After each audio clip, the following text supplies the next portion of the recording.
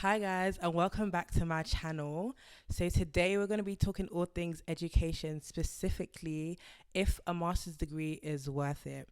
So I'm going to be talking about my experience doing my master's degree, which I did at SOAS. This is really corny of me to wear my university's hoodie, but why not? Anyway, yeah, I'm going to be talking about my experience at SOAS University as a master's student. Why I decided to get a master's. Is a master's still worth it? All these questions I had before I decided to do a master's, and any questions you might have about doing a master's or about doing a master's at SOAS. So let's get into the video. So first off, why did I decide to do a master's? Even before I decided to choose SOAS, why did I actually decide that I actually wanted to get a master's degree? So initially, before I did my undergrad, I had a real passion for development, right? I really loved international development, and I was thinking about doing that for my undergrad. But after thinking and consulting, I remember I was having a chat with one of my aunties, and she's in the development space. It was literally between law or development, and she was like, "Listen, the legal aspect of legal field gives you such a big variety. You can do so many things with a law degree, but you can always come back and do a master's in international development. So think about it." I thought about it and I was like, you know what? You're right. So I decided to do my undergrad in international law, and I always knew that I would end up doing a master's degree. And why I believed I was always going to do a master's degree, because when I looked at the jobs in the fields that I wanted to do, I would always see master's degree required. So I thought, this is something that I'm gonna have to do either sooner or later. Like, it's gonna come back to bite me anyway. So I might as well just get the master's degree and get it done. After all, I really wanted to do international development at the beginning, so let me just do it at this stage. So I'd be able to do that, so I can have the knowledge, and then also I can have the career mobility to get higher jobs or jobs that I want, because I would have that degree. And even though doing a law degree took the life and soul out of me, especially having to do the ending of it during COVID, I decided, you know what, I'm gonna wait a year, and then I'm gonna literally do a master's degree. So then it was like, okay, so why SOAS? And obviously, as I said, I did my degree in international development. So the first reason actually why was my sister. One day, I remember I was actually in like high school, and she was like, "Oh, have you heard of SOAS?" And I was like, "No, what's SOAS?" And she was like, "Oh, School of Oriental and African Studies. Like, you should go there. I feel like it suits you. Like, she said, like, it suits your vibe. Like, I think you'd enjoy English, sorry. I think you would enjoy it there. Sometimes I talk too fast, guys. Bear with. I think you would enjoy it at SOAS. Um, I'm all, for Africa, the advancement of Africa. I'm very like, I try to be Afrocentric in the kind of things I do and the kind of things I read and the kind of things I study. So I guess that's the vibe and why she said that. So she planted a seed like when I was in high school, but I said, okay, cool, whatever. So when it came around to my master's, I was like, okay, cool, let me revisit this SOAS thing. So it was literally so originally, I don't know why I kind of wanted to go to Columbia, but they didn't really have the degree or the program that I wanted to study, so that was out of the park. Then it was either LSC or SOAS, reading like obviously the modules and what exactly it would entail going to either one of them. But I felt like my sister was right. I felt like SOAS would suit me. And also I knew SOAS's development program was really good. I think as of 2024, it's ranked third in the whole world. So that was something that was like, okay, cool. I think this would be really good. And also, if I can get that lens of Africa and also learning or understanding things from post-colonial thought and or like a decolonization lens of things, it would also be beneficial, especially when you're coming to talk or study things like development. Even though we look at developing countries, there's a lot of structures that the West put in place that is not necessarily beneficial for the developing countries, and just exploring all those aspects without now coming to now lecture you guys and all these kind of things. So I was just intrigued on that side, and I was like, you know what? I think, yeah, let me give SOAS a try. I think that'll be great. So I applied so I applied. So actually, when I finished my undergrad, I was gonna apply and defer, and I was like, actually, let me just apply when I'm ready. So I actually applied for the 2 year course, which is the online distance course, and I applied because at the time I was living in Ghana, and I was really flexible in my living. I hadn't decided whether I wanted to stay in London, or I mean go back to London, or stay in. I was just like in between, just living my life basically. And if you know me, sometimes I can just get up and move. So I thought the flexibility of having a master's degree that doesn't actually physically tie me down to one space would really make sense. And SOAS was also one of the few places, and that's also was a pulling factor to me, one of the few universities that were allowing for that distance learning program. And the only thing was it was 2 years instead of 1 year, but I didn't really mind spreading it out across 2 years. So I think that was like the cherry on the, or the icing on the cake for me. I was like, yeah, sure, let me do this. I would like to do this at SOAS. I think the course, the distance learning will suit my lifestyle. I don't mind 2 years, and then I'm free to live wherever I want, as opposed to actually having to do the in-person 1 year in London. So I remember I applied. I can't actually remember what month I applied, but a few months later, I guess that's how it works. I got an acceptance. That was really great.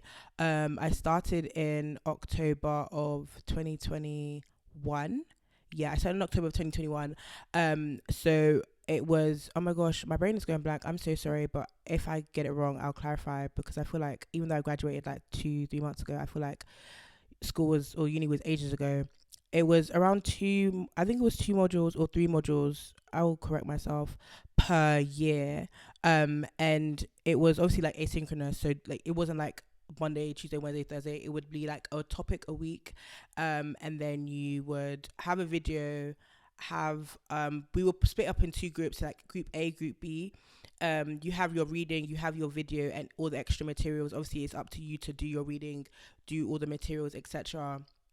And then you would discuss about it in the group, because we can't meet in person. That was our form of like talking and discussing everything.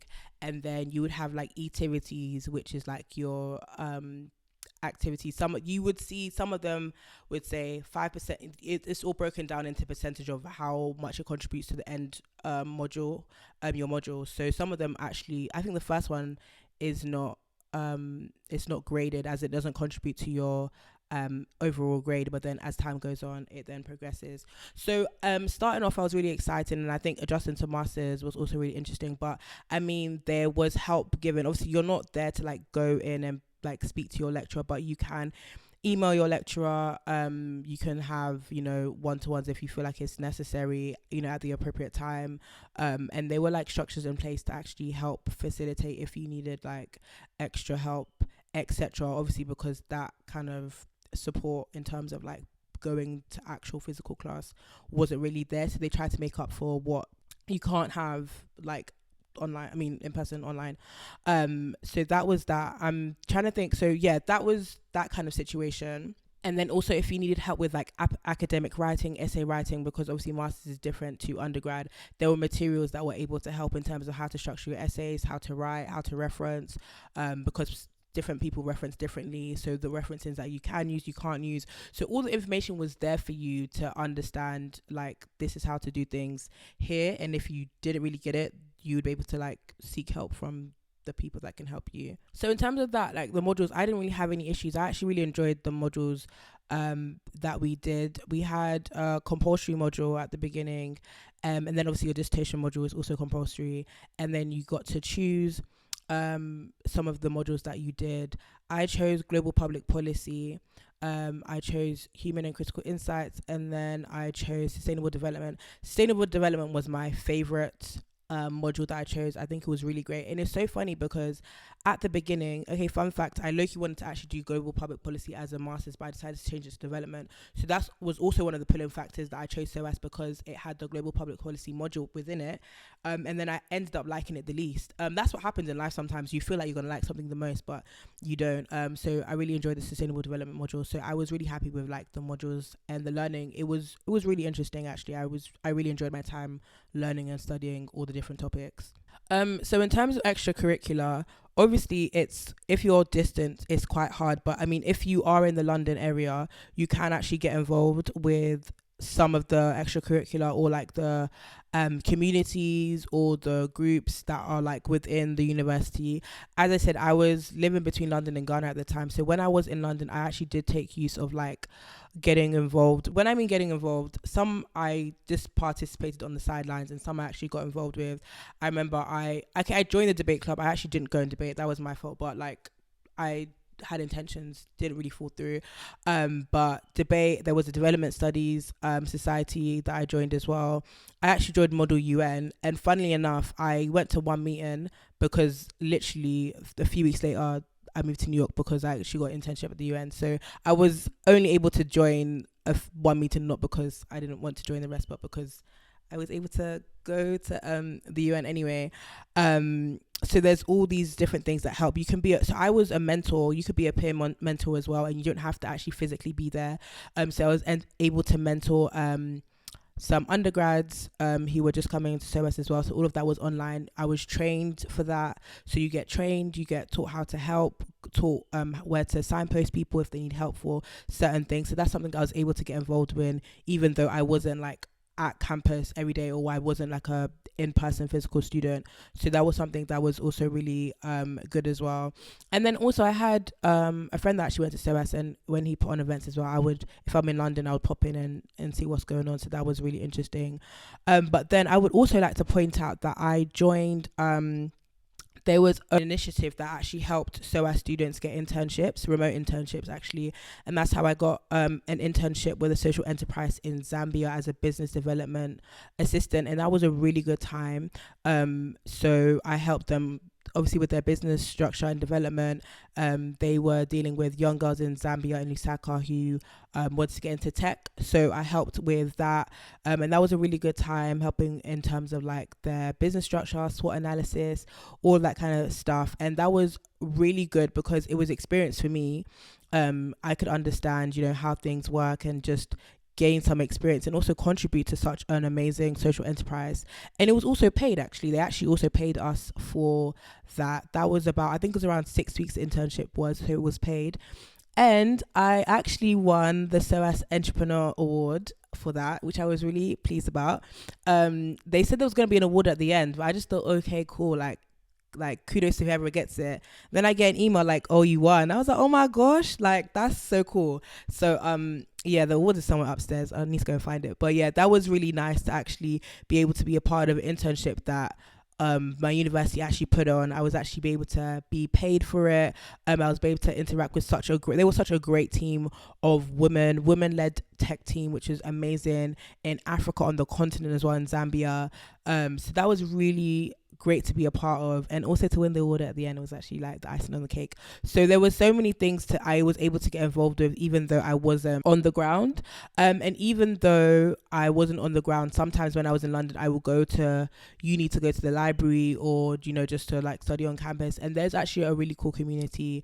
Even though I wasn't able to like really delve into it that deeply, I could kind of sense that this was actually really cool. And because SOAS is not like super big, you can tell there's like that kind of closeness and community. But I can't talk on it too much because I wasn't really that involved because I was distant. But from what I've observed and from what I've seen, it's a really good place to like meet people, hear people's experiences, hear their thoughts.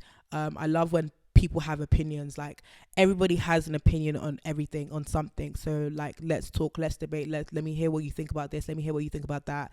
It was really like interesting to see and to hear. Also, the fact that my internship was distant also allowed me to do my internship at the United Nations, because I had to be at school whilst I did the internship. So it allowed me that flexibility to actually do my master's whilst I was not actually in London. So I think all those things pointed me to actually take or to do this master's degree. It wasn't just one factor, it was so many different things. So I would say like that's my experience, and I would definitely do it again. I think was this master's degree for me personally was worth it, and I think it was worth it for me, and I feel like it definitely helped because I feel like I learned a lot of knowledge that's applicable. Like I am able to apply this to actually my everyday life, honestly. and also to the career that I want to be in. I think it really helped me understand what kind of career I want to be in, and in certain spaces I have knowledge of what is going on, what is being spoken about, and it's because I was able to get this degree. So I would do this again if I had to. I think it was a great 2 years of just understanding international development and everything that has been all the theories, all everything. So it was a great experience. Those are my pros.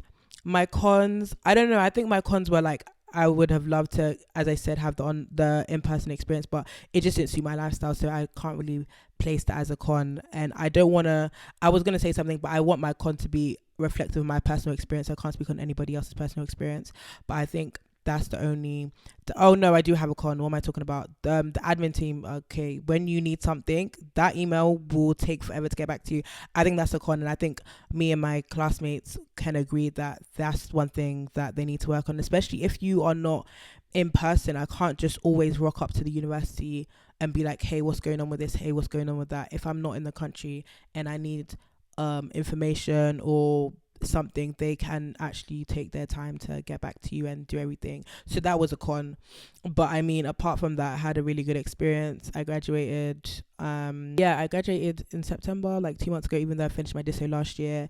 I'm gonna put a link to my dissertation below. You can go and read it. I think my dissertation was really cool, actually. So yeah, I would love if you guys read it and let me know what you think. I think I might do a breakdown video of my dissertation, like separately, and just go through it and go through my thoughts. As I said, I love thoughts and opinions. So yeah, I would love to do that. I think that's going to be the next video. But I think I'm going to wrap it up here. Please, if you have any more questions on my experience at SOAS, or just getting a master's in international development or anything like that, let me know. You can write in the comments below, or you can literally, as I said before, you can DM me on Instagram. I'll actually we can set up a Zoom call. Like, I'll let you know my thoughts. I really don't mind.